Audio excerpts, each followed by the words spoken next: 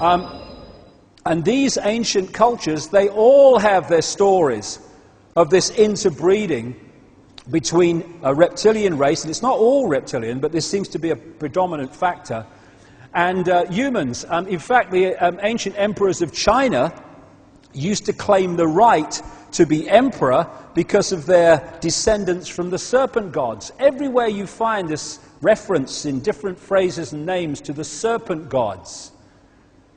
And out of here, the Sumer, Egypt, Babylon area, came some of the most significant bloodlines, which then moved up across the world to become the ruling, controlling families of today. And like I say, all over the world you find the serpent symbolism, the serpent stories, and the worship of the serpent is the oldest religion. They found, I think it was last year sometime, close to the Kalahari Desert, or around the Kalahari Desert in South Africa, evidence of serpent worship 70,000 years ago.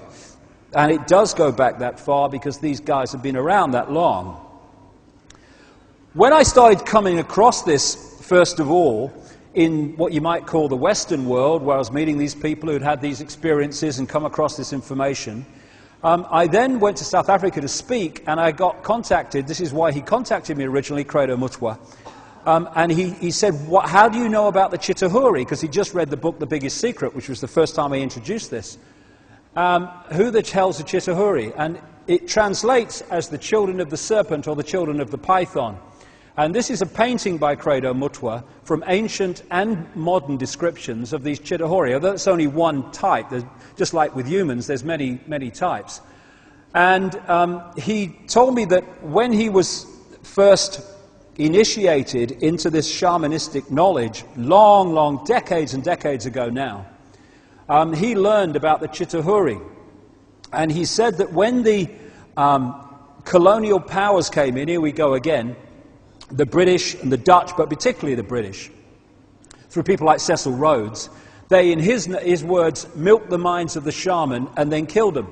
And they tried to take all this knowledge out of circulation, and it went underground and into their own version of secret societies in South Africa to keep this knowledge alive. And this is where he came across the story of the Chitahuri, although he's seen a lot since to confirm the validity.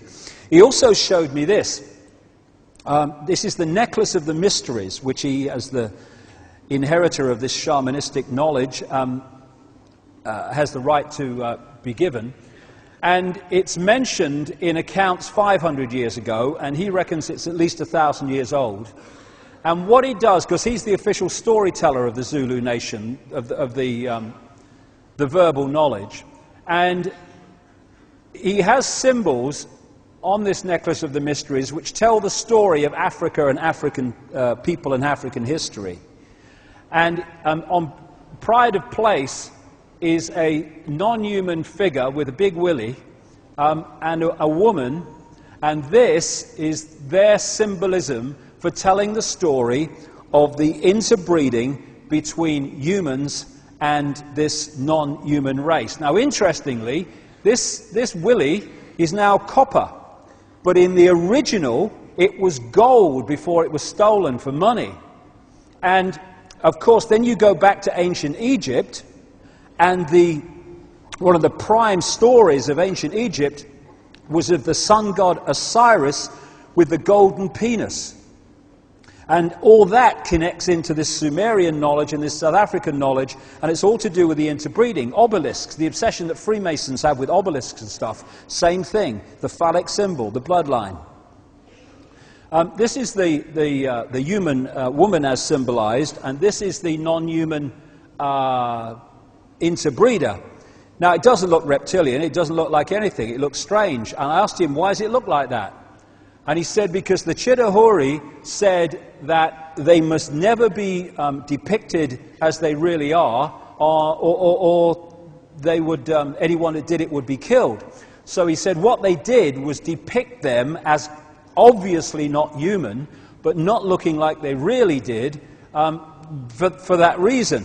Although you still can find some This is a reptilian baby and woman or goddess, which was found in graves in the Ubaid culture, which preceded Sumer, in that same part of the world that we now know as Iraq. There's some more images of it. Again, the serpent worship is all over the world.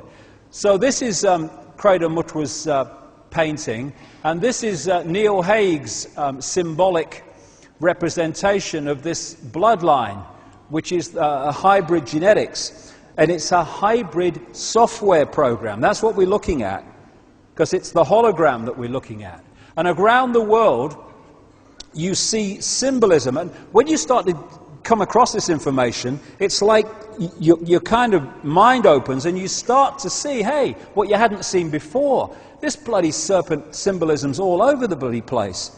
And you find the symbolism of the connection between human women and this reptilian race. You see the symbolism of part man, part reptile, part human, part not human. Again, there's another one. These from different parts of the world. You see a lot of symbolism in stories of humans battling the snake, same thing.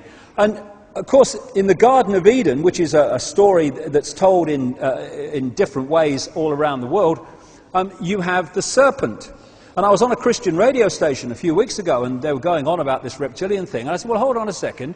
You talk about the Garden of Eden. Do you reckon that Adam and Eve, as they are symbolically called, were actually having a chat with a snake? I mean, does that make sense? I mean, am I mad? Am I crazy? What are you talking about? Or is it more likely that the serpent is actually, or the snake is actually symbolic of something else? And a lot of the gargoyles that you find on churches that were built by the secret society, as like the Knights Templar, and the castles of these elite families have a reptilian look about them. So do many of the coats of arms and stuff that you find in the elite families and military and stuff. The City of London, just down the road from where we are, has a very appropriate symbol, because London, as the bloodlines moved across into Europe, London eventually became, and still is, one of the epicenters of the Illuminati, of these bloodlines. So you had, wherever the bloodlines go, the empires go, because they're acquisitive, they want control. So you had the Roman Empire when they were based in Rome, and they're still massively based in Rome. And when they went and located in London, you had the British Empire and that expansion and other parts of Europe. And this is known by researchers who know what they're talking about as Baby-London, because this is sort of the new Babylon. I'm not talking about London in general, the City of London, the financial district, which is its own self-governing province in effect, with its own police force and everything. And that is two reptilian figures holding the badge of the Knights Templar, one of the major secret societies of the Illuminati. There's a bigger version of it. Very appropriate. When you enter the City of London, you pass these things on the side of the road. And the City of London connects into the Temple. The Temple is named after the fact that the Knights Templar own that land at their temple there. The Knights Templar still run the City of London and the Temple area, which is the centre of the legal profession. That's where Tony Blair and his missus trained, and the barristers and stuff, and Inns of Court and all this business. They still control that today. And where the Temple meets the City of London, in the centre of the road, is this another reptilian figure.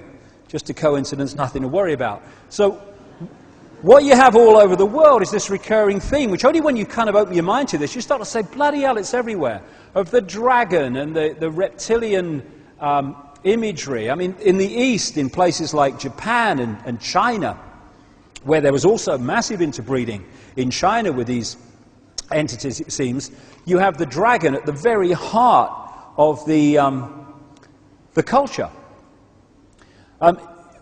The Messiah, the word Messiah, it seems, comes from Mesa, which is the Nile crocodile, because the pharaohs were anointed with the fat of a Nile crocodile as part of the coronation.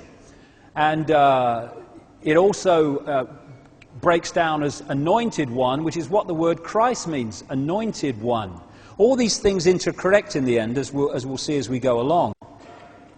Even biblical references to the devil have a reptilian serpent imagery about them. This is from Revelation.